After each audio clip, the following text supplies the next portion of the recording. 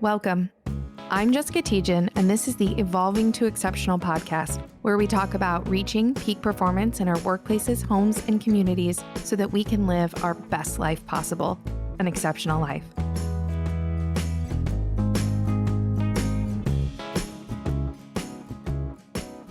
All right. Well, I want to welcome this week's guest, Carole Stizza. Is that the right way to pronounce your name? You got it. You nailed it. Carole is a professional certified ICF executive coach, a senior HR professional. She's got a background in industrial organizational psychology, and just a ton of wealth of knowledge to share with us. And I want to give you a chance, Carole, to kind of introduce yourself and your background, and maybe tell us just a little bit about why it is you do what you do. Where did that passion come from, and how did you get started? Wow. So many questions and a big one. So, one, thanks for being here because I sympathize with all HR everywhere, forever and ever and ever. I had the brilliant pleasure to meet and marry a military guy in the Air Force. And so all the jobs I did along the way now fall underneath that beautiful umbrella called human resources. And the added benefit that I didn't see at the time, but as I look back, I see now is that I worked in corporate and he worked in the military, and I was always comparing leadership. I was always comparing HR practices. I was always comparing. And so I really got this multiple decades worth of comparing and seeing how leadership is developed and promoted, supported, even sometimes not supported in both. When I had the chance to step out on my own, I found that what I had been doing the most successfully within HR was negotiating relationships between leaders and their teams. And I have apparently a hidden talent of dealing with difficult people. Thank you, Dad. That just seemed to shine in a way I hadn't pegged. I wouldn't have gone into an interview going, well, my gift is. Right. But it did rise to the surface, and I started getting pulled into things that were hard for other people.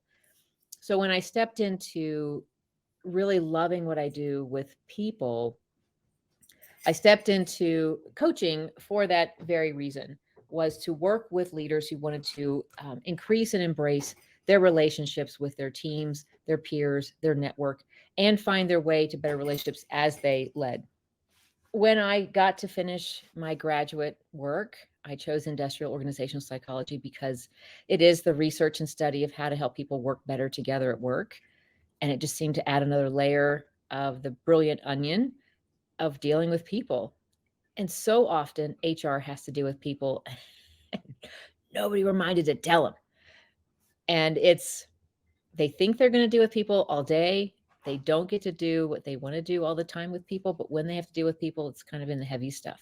Mm-hmm. And I really wanted to alleviate some of that burden and start sharing ways leaders can be accountable, where they can help their teams be accountable, and where even a leader can help guide HR to help them. Is so often people just show up at HR's door going, got a minute? And boom, the bomb is laid, and the HR is going, what, you want me to do all that? What are you going to do? And they go, no, this is your department. And they're like, no, leadership is about accountability there too. Mm-hmm. So it just felt like a really great connection to stay on top of my HR certification, so I could always stay in tune to what HR needed from leadership as I got to coach leaders and their teams. So that's just kind of how I ended up right here talking to you. Yeah. So tell me, what have you seen be so challenging about those interactions? What in terms of how HR and leaders work together have you seen be part of that struggle? And then what's the solution to that? I think when things get hard, each assumes the other knows more than they do. And leaders will go, well, you're in HR, you know about this. And HR is like, no, this is your team member. You know them. What do you want from them? And they each think that each other is going to lead and guide that interaction, and each is dependent on the other person taking the lead. So we call it agreeable conflict or violent agreement. Something has to be done. Yeah. I think you should do it. And they go, yes, you should. And it's quite comical when you look on from the outside, but when you're in it, it feels hard. It feels heavy. It feels futile sometimes. And I love offering perspectives, answers, alternative situations, the what if, the yes ands, and guiding. I spend a lot of time facilitating um, conversations. And so to help HR understand how to facilitate for a leader and help a leader understand how to facilitate with HR in the room because of wanting to protect the organization and the employee, Mhm. there's an interesting dynamic in those conversations. And it's my goal is to alleviate the hardness from both sides of that equation because they each depend on the other to lead them. What are those some of those missing skill sets that leaders have or don't have rather that are causing those challenges or causing those interactions to not be as effective as they might otherwise that you coming in as a facilitator kind of bring to that equation? I think the common or the most common misstep, and it's not a right or wrong thing. I think it's a true misstep is that for a leader, they may have a goal. For example, they know talent is hard to find right now.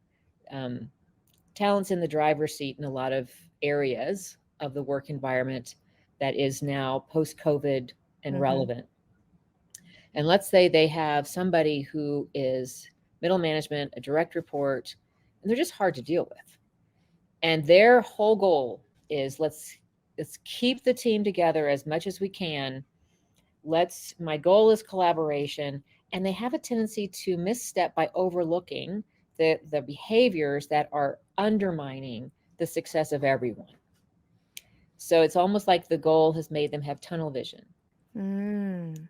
When HR comes in, HR also has tunnel vision because they're looking at protecting the organization, protecting the leader, and protecting the employee. And sometimes there's bias, subconscious bias. I really, I really want to keep talent. How do we make that employee happy? Maybe at the cost of the leader. I want to make the leader happy because they're just got such skills we can't replace right now. Maybe at the cost of the employee, or what are we doing that's costing the organization? So we almost have to kind of write those out and say, what is the real goal of the employee? What's the real goal of the leader? What's the real goal of the Mhm. organization?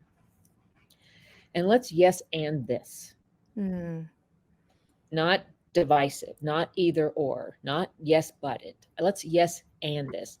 The organization wants this. How do we do that? Yes, and the leader wants this. Yes, and the employee is struggling with this.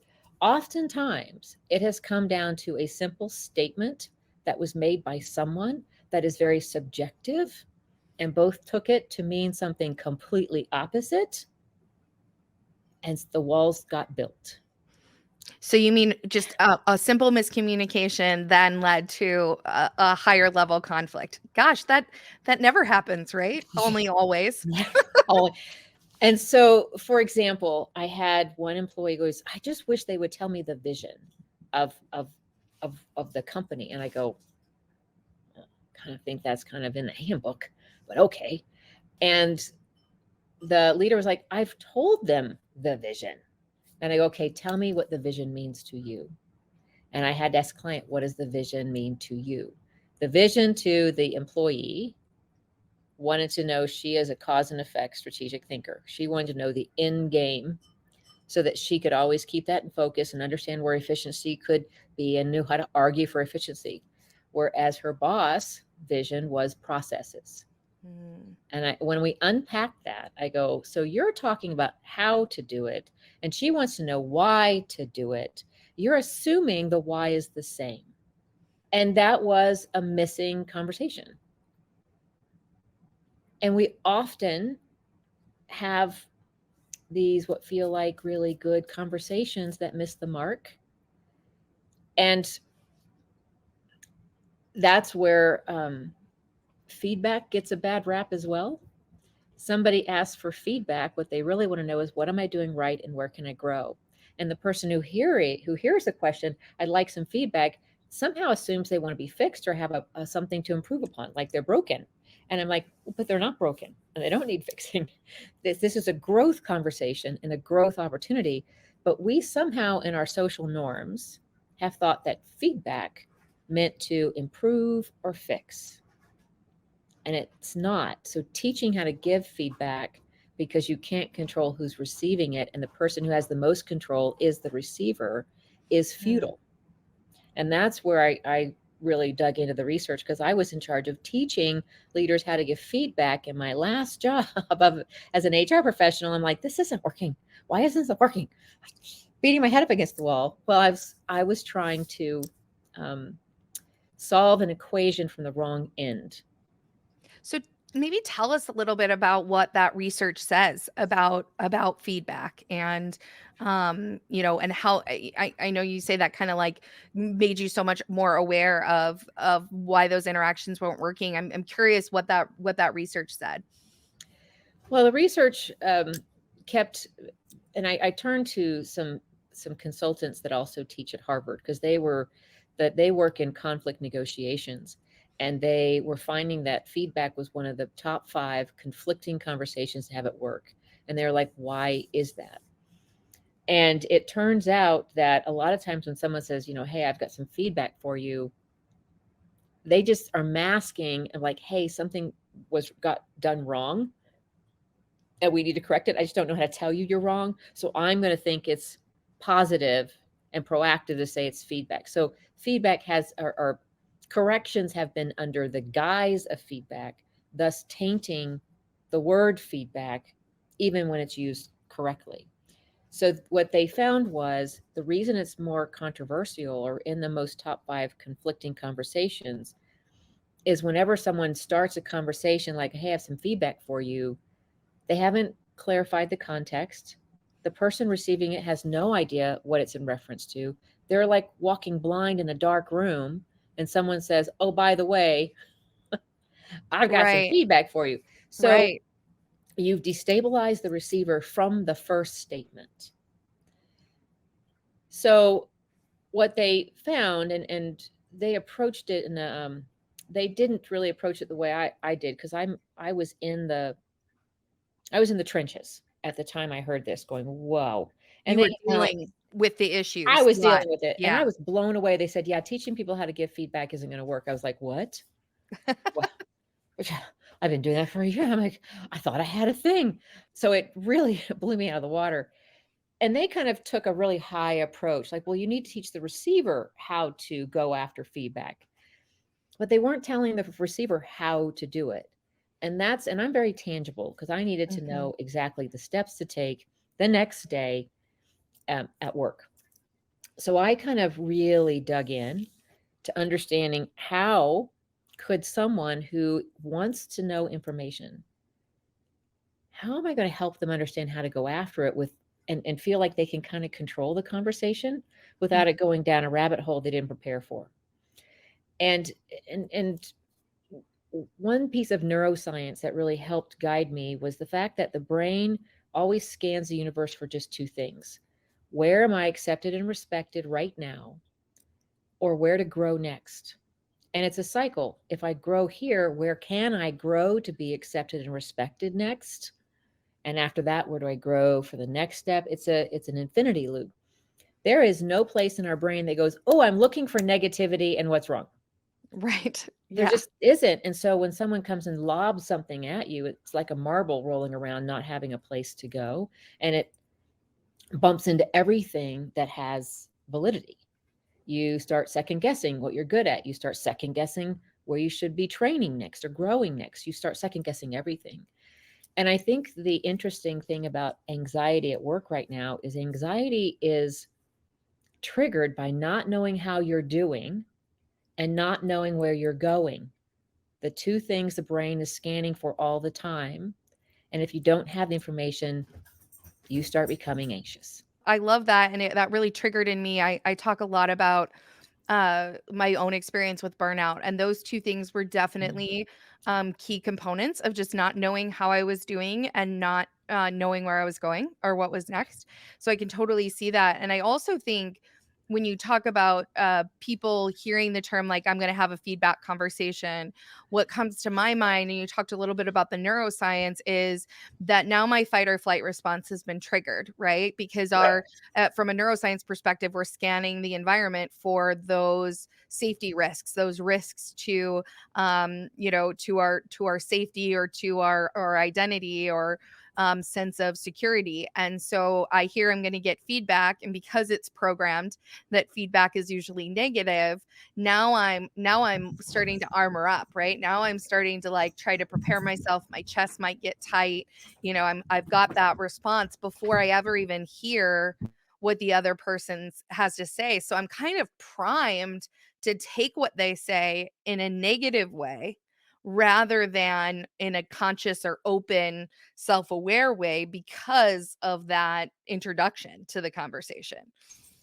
So what if I could show you some easy steps that anytime somebody says, "Hey, I've got some information for you. I've got some feedback for you. I've got whatever," you can take a deep breath and go, I can control this conversation. I can I can step into this with anybody. And that's what I found was a really helpful tool for people to breathe a little easier. For example, when someone says, I have some feedback for you, and my husband is a leader in the military. And so that was his MO. I'm just going to, hey, I've got some feedback for you. And I was like, mm-hmm. Okay. First, tell me what it's about. Give me some context. And they go, oh, well, it's about, yesterday's meeting. Okay. Now give me a hot minute. I need to go back to that meeting in my head. Okay. All right. What is the one thing you want to talk to me about? And they go, well, I have several. Well, I can only handle one thing at a time. So let's start with the most important thing you want to bring to my attention. And let's unpack that first before we go to anything else. It gives you control. And yes, it is welcome because you're stepping in, you're leaning into the conversation, you're not leaning out. And let's say they tell you the one thing. Well, yesterday, the presentation you did for the client was amazing. You weren't prepared for that. You were expecting something wrong. And okay, Right. thank you for that. Can you share with me through your eyes how what you saw was amazing? Now you're asking them to share from their perspective, which puts value in what Mhm. they're offering, but you're still controlling what you get to hear. And then you can continue like, okay, well, how can I use that in other places? What could I do to even get better? You can ask what and how questions next to keep the conversation moving forward. When you've exhausted, when you now have action plans, you now know what the one thing they want to say, you know how they see it. So now you see how they recognize you and you've asked what and how questions. You can step back and say, hey, I want to hear the other things, but can I come back at another time? Let me sit Mhm. with this for a little bit. Do you mind? No one ever minds wanting to hear more. They Mhm. may say, well, I'm about to leave the country tomorrow. So, give me a call in an hour. Okay, it's still enough space for your brain to honor everything you just took in. Yeah. And here's why that's really important for the receiver. If I were to say, look, blue is an amazing color on you, then you can go, oh, what else should I be wearing that's blue? And you get to unpack all the different aspects Right. and dimensions of that compliment. But if I said, oh, that background looks really smart and you look good in blue, and you will weigh everything I say equally and miss the opportunity to know what was the most significant or important thing that I noticed first. You know what I love about that is that you're because you're focusing on it, because you're focusing on the one thing, you're able to really integrate that into other insights that you can then apply and put into practice in other spaces. So now that feedback is actually going to have that longer term impact that you're talking about versus I'm taking in so much information that I'm kind of swamped and I can't make sense of what's really most important, which likely ends up in me not taking action on any of it, right? Or integrating Exactly. any of the information, and especially if it's critical or negative, now I'm probably going to just shut down entirely rather than remain open to, oh, might there have been an enhancement or an improvement or how I can apply more of this. right. And there's two things that you triggered for me to that came up is one, sometimes people are just they're hot. They've got a lot of emotions and they go, I can't believe this and this and this and this and this. And you're like, and I coach people, I said, take a deep breath and say, out of all the things that you just listed, what's the most important thing you want me to hear right now? Bring it back to one. You have Mhm. control. The second thing you triggered was the understanding that when someone is coming at you with emotions, it has nothing to do with you. It is all about how they are feeling. Mhm. And it's really hard, but it is part of emotional intelligence, building resilience, and understanding human nature to not let that person's emotions trigger you into fight or flight mode. Anytime someone is coming, even when they say, you did this and you did this and you did this, no, it has nothing to do with you. You doesn't Mhm. mean you. You means when you did this, I felt. They just don't know how Mhm. to say it. And so when a direct report comes to a leader and I go, okay, take a hot moment, breathe and ask, out of all the things you've just listed, what is the one most important thing you want to concentrate on first? And when that happened, tell me how that made you feel. The moment people have to talk about how they feel, it neutralizes the drama and they start feeling heard and all the emotions start to settle a little better. So it's an interesting understanding of human nature at work that came out of all of this because, once you start researching something, you kind of keep researching what if this happens and what if this happens and what if this happens? And that trigger, the emotions at work, anxiety at work, anxiety is bred out of confusion and lack of clarity. More than one thing is also confusion. One thing breeds clarity. But anytime somebody comes at you with emotions or they pull back with emotions, lean in and ask how they're feeling about that. Share with me what happened to make you feel that way. Now you're getting into the heart of what really needs to be talked about. And if they're not ready, because some people are processors and they go, no, can't talk. I can't, just, you have blah, they vomit, right? And then they go, I just can't, and you go, okay, well, we're going to talk about this tomorrow. Mhm. So Mhm. take some time. I really am interested to know what happened that made you feel that way. Because if I can stop doing it and it helps the situation, I'm willing to listen. That is a huge step for a leader to offer, and they become an advocate and an ally, not the antagonist. You talked a lot about emotions there, and I agree with you wholeheartedly, and I just got off a call recently with someone, who works in, like, the engineering, automation engineering space with a lot of, analytical, head-brained type people, and, it was a reminder in our discussion of some of the natural resistance to talk about emotions and of that, oh, that's soft, that's fuzzy, I don't want to, deal with emotions. What is your response to that challenge or that resistance to acknowledge the role that emotions are playing in those types of Mm. conversations? Well, from someone who was raised by an engineer and who married an engineer who is a feeler, it's an interesting place. And the irony is when we want to talk about emotions, people go, oh, that's fuzzy. And I go, yeah, but when I ask you to have a conversation about emotions, you use the word hard. Which is it? Hard or fuzzy? Is fuzzy hard because it's not black or white? It doesn't have a line, it doesn't have a direct connection? Because I can find the direct connection for you. Do you want to do that? Is that easier? What makes the fuzzy stuff hard to talk about? And I think it's because we're not practiced in talking about emotions or feelings. We don't celebrate feelings because we're in a country with societal norms that celebrates results and money. We value money more than humans. It's just, it shows up in all of our capitalistic actions. People say, oh, that sounds so horrible to say. And I go, really? Well, okay, well, let's just look at the actions and the outcomes. And we always follow the money, and you don't follow the human, you follow the money. I said, so when we're talking about people who deal in either or, black or white, it's either going to work or it's not going to work. Even in the sciences, that they have this very analytical, logical brain, nothing has feelings, science is science, prove it, prove it, prove it. I said, the thing that makes humans human is feelings. So, how do you feel about engineering?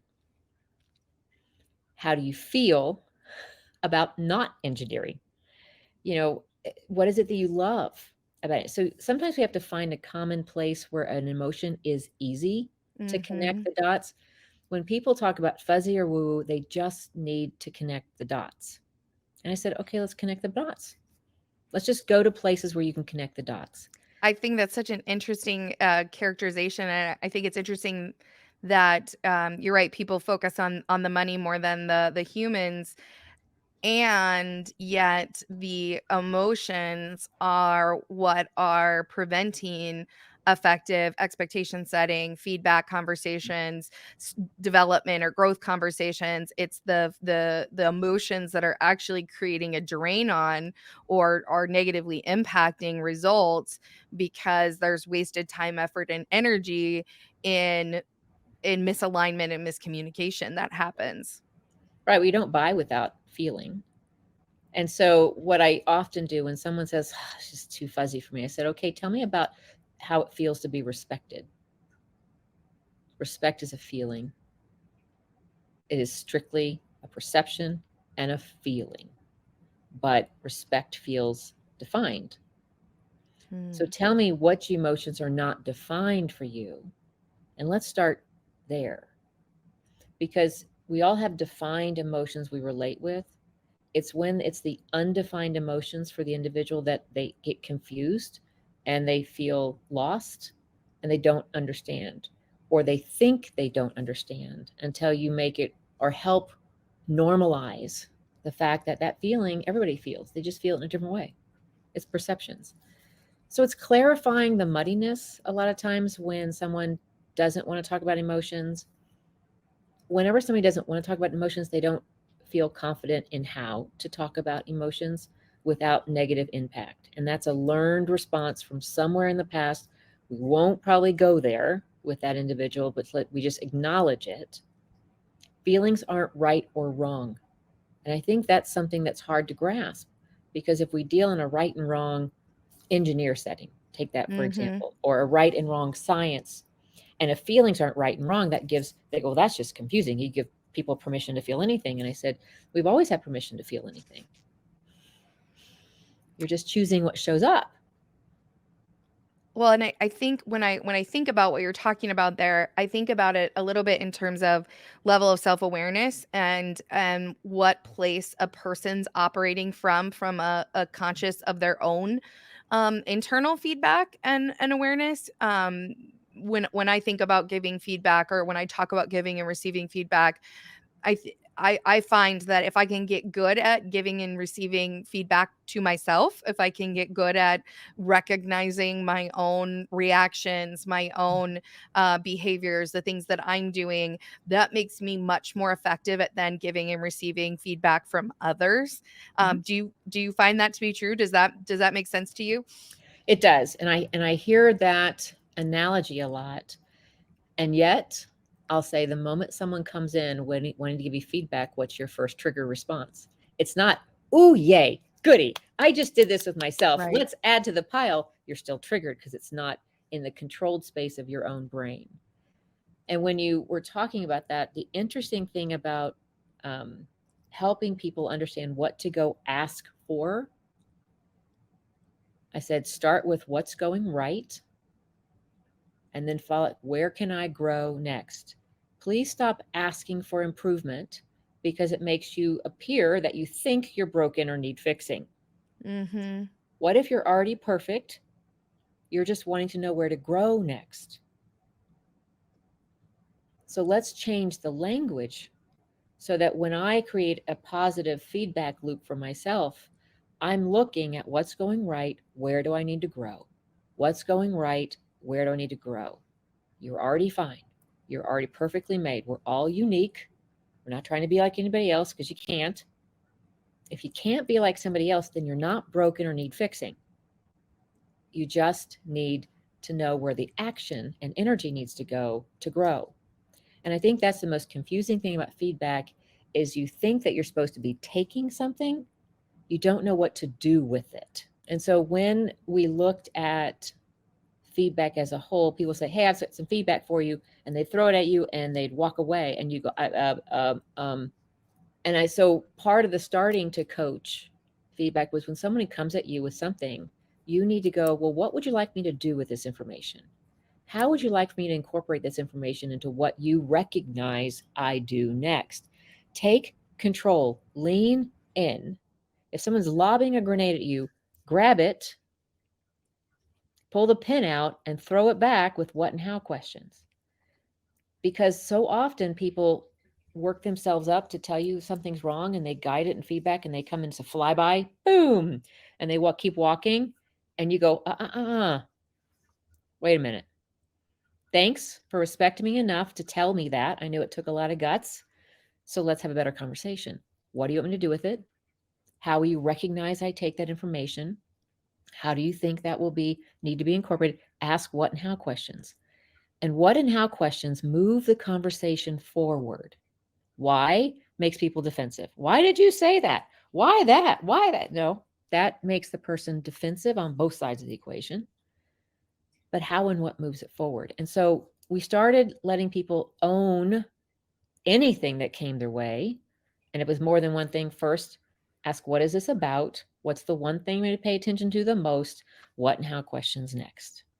So you're making me think of I just had a feedback conversation, we'll call it, with one of my team members. And we use strengths, so we use Gallup Mhm. Strengths Finder, and I always find that super helpful Yes. to those conversations because when we know something about ourselves, it is less it isn't perceived negatively, right? Right. I'm not pointing out something that's negative. I'm pointing about out that there's a basement to your strength. And so we got to avoid some of those challenges or work around some of those challenges. So this person in particular was had been focused on a lot of really big projects, big activities, but she's got high achiever, which means she likes to get a lot of tasks done. And so when we had our conversation, I talked about that I think we need to make some shifts in terms of what she's doing each day so that she can maximize her energy flow, so that she can get more energy, because she was struggling with not making enough progress, and then she'd get into this cycle of negativity and want to Mhm. hide that she hadn't made more progress. And so when we shifted it to say, okay, every day we need to do some small tasks, some medium tasks, and then some big tasks, that way she could feel like she was checking that list off. So when we moved to the what or how, like you were talking Mhm. about, of okay, what is she going to do differently? She's going to look at how she schedules her day differently. And we came up with some strategies for how to do that. She came out of that super energized, knowing what she's going to do, feeling good about the shift, to get out of the situation that we were in. And so just it highlights to me how much that what or how is really important, especially if you're a manager or a leader having a conversation with an employee. When you don't offer what they can do, if you're not bringing anything, you're just pointing out negativity or challenges and say, well, that's for you to figure out. Right. That's really not performing your role as a leader or a manager. Right. True. And I'm strength certified as well, and I love them. And I call each strength, they have blessings and burdens. Yes, I love that. And, I'll say, so you have achiever, and the blessings are you want to know where you're going, and then you set the pace, you want to get there. But if anything gets in the way or disrupts that list, it's a drain. The Mhm. burden is your energy is tied to going forward. And the moment you can't go forward, it's a drain suck. So, just to your point, we have to look at where to maintain the energy so the drain sucks that are bound to happen with any changes don't derail you and throw you down the negativity hole. It's a regroup. So Mhm. and so it's um I my whole family is my guinea pigs on all assessments, right? So I get to know all of my family's Yep. strengths. And My mother-in-law and my son both have adaptability as a very high strength. The blessing is they are brilliant at being present. The burden is they're so busy being present here, they forget to be present at the next place or plan anything in the future to be present because they're so busy being present brilliantly right in front of you. And they Mhm. will make you feel like $1,000,000 in your presence. They're brilliant at parents with small children. They're brilliant at social events. Everyone loves talking to them. And then they wonder why they don't show up on time tomorrow. And I go, well, blessing and the burdens. Yep. Somebody, mate, whoever, is probably a scheduler, a planner. And as long as they don't get mad at them for this, they understand that it's a yin and yang, that they get to help the adaptable person be present on time at the next event. You got it made. But it's a source of laughter when I find somebody high in adaptability on a team and I go, I bet that you're brilliant to talk with, but you're late to everything. And the whole team busts up laughing.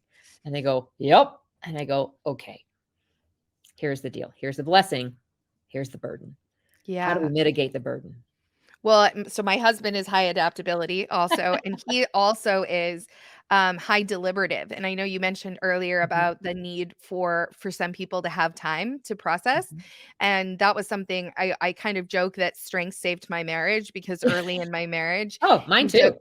took the Peace. strengths assessment, and when I learned he was deliberative, I learned that we were never going to resolve or have the conversation in the moment. That Right. that no matter what, I needed to wait at least a few hours, if not 24 to 48, and so that he could really think about and process. He could not do it in the moment. And once I discovered that, it made our conversations or those types of communication so much more effective.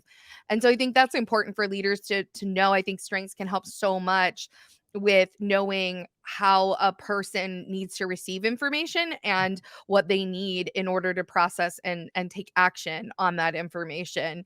And I think when you don't have that, it's kind of like going in blind. Like it makes it that much more difficult to make that communication more effective. Yes. Um, Funny story. You'll have to share this with your husband.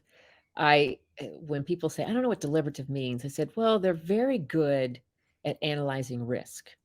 And I Mhm. said, but if you want a visual, I call them the slowest skier on the slope because they're trying to avoid falling down. Therefore, they're just going to take their time and be really slow. But by the act of going slow, they will fall down and it will really bum them out. So it's just letting them have the time to do the risk analysis. They're great at risk analysis. But if they start to go too slow, the risks come to them anyway. And they Mhm. need to understand the how to measure that. And people who know how to measure that are great. People who are just struggling to get there, they will.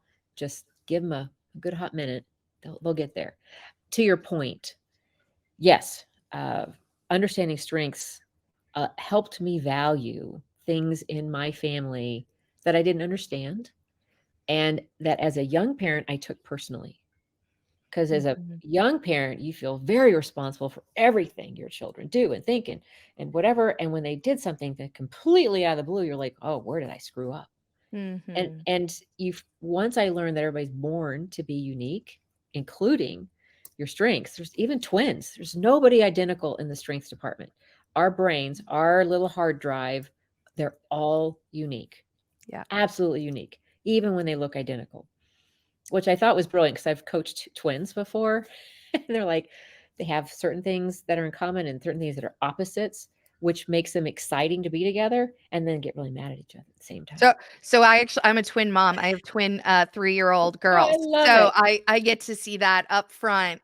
Wow. And yeah, they can be twins, but they're totally different. Yeah. They are.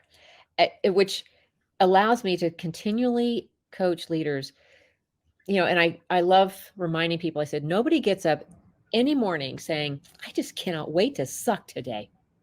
I just can't. I can't wait to piss people off. I can't wait. So no, everybody's getting up. Today is going to be a better day. I'm going to be my best self. I said, if everybody's getting up saying the same thing and yet doing it differently, how are you going to value what they're trying to bring to the table? That's your job as a leader, not only to understand how to bring out your own brilliance and stay where your genius is, so you can understand who can step in the places you're not genius, but understand the genius they're trying to bring to the table and welcome it and try and value it. And if you don't know how to value it, you need to take time to get to know them and understand what it is they're trying to bring to you, because they're not trying to do it wrong. They're just doing it so differently than you. You don't recognize it. Don't get mad about it. You Mhm. want innovation. You want diversity of how people think at the table so you have access to more innovation and creative ideas. Your job as a leader is to recognize the value that every person's bringing so you can optimize it. And it's a new message. I think we talk about leadership like, well, you have your own genius and you develop other people to value diversity. Well, they get stuck in the shallow visuals. I said, no, value what people are bringing intellectually and behaviorally to you, and know that it comes from a place of sincere, I'm trying to be my best self today. And that should change your perspective enough to make you look at them differently so that you can learn about them. Well, and I think, we talked a bit earlier too about the emotion. And I think kind of like strengths gives you an assessment and a language and a way to understand people. One of the things that we use in our programs is a Vibonics tool that actually measures your level of emotional intelligence and Mm-hmm. your emotions using voice recognition. And so it's an objective measure of your what emotions you're experiencing in the moment, because our emotional intelligence and our emotions change all the time. And one of the things I've found in using that is it can be really helpful for leaders or people who have not been able to put language to their emotions before, because often they'll uncover what they thought was anger is actually fear, or what they thought was anger is actually sadness, that they're really hurt in some way. Mm-hmm. And that as a tool can be really helpful to taking some of the subjectivity out of it and helping people get to what's really going on, and especially for leaders who are maybe uncomfortable with emotion, to start to develop that awareness or that skill set. Because I don't think our organizations get more productive or more effective unless we start to deal with how people perform, and with how and like you said it earlier, that what makes us human beings is our emotions.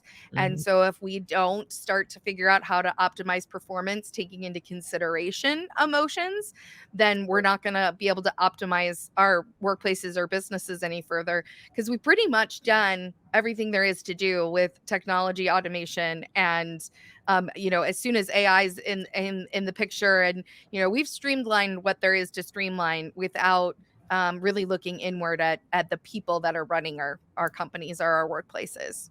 Yeah. I think, AI has been around more than we give it credit to. The applicant tracking system Right. is AI programmed, and it's a window into how AI doesn't get what people are offering with word use. And resumes are hard, but um, I'm not a big fan of applicant tracking system. I know why they exist; it's efficiency, but there's nothing like a human looking at resumes to understand more about the person on the other side of that resume. And I think the fault of AI is it doesn't have emotions. It has to be Hmm. programmed.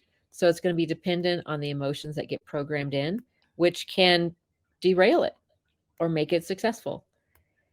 And we won't know for a long time, but we do need to be wary because it hasn't done what it's been asked to do as far as the resume world at all. Hmm. So if it's meant to sort people, it's doing a crappy job already. And I know it's based on the programmer, and Well, that's an you interesting aspect. that's But you're highlighting a really important key element of creating that awareness in the programmers, like the people that mhm, are creating these technologies. It's that much more important that they have these skill sets or these abilities, or the technologies themselves will be built on faulty data or incomplete information and data, right? right. Yes, and I think that's an interesting aspect. Um, so the big debate over AI in our world is real, but so is every single time we make a big technological leap. Um, what is it about feedback that we may not have covered yet for you that we could cover still? I think that you've done an excellent job of describing that feedback approach. Do you have resources on this approach to giving feedback or the framework that you use for this that listeners could get or get more information on it?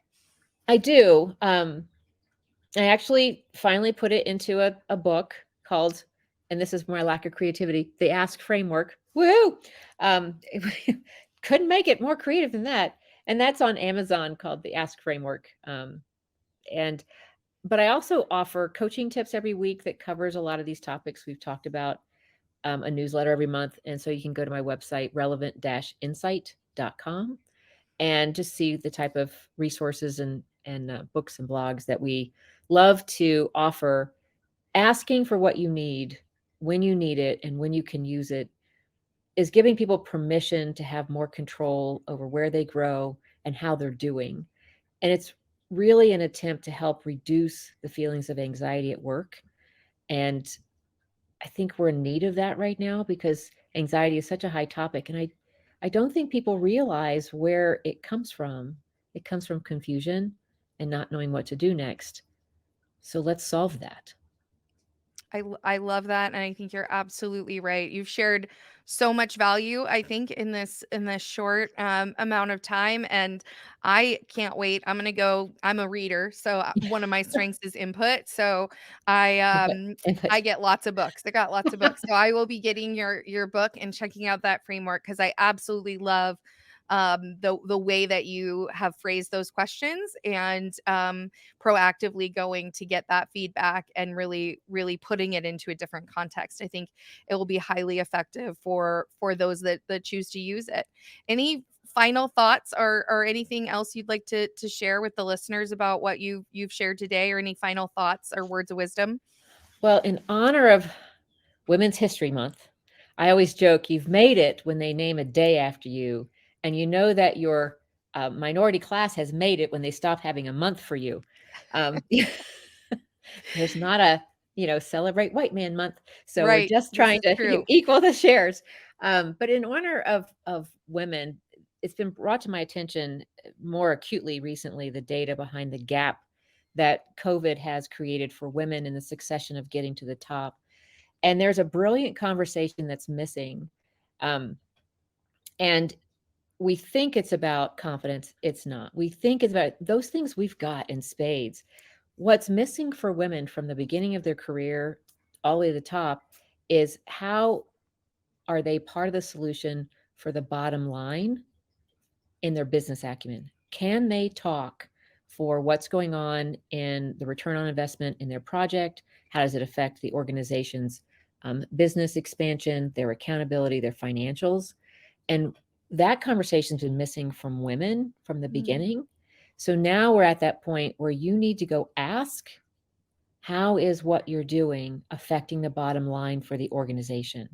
How is whatever your organization, your team, who you're leading, what's going right in affecting more, the growth of the company? And women specifically need to start initiating those conversations because we have found in the data that it was a given for men to be included in those conversations, not for women.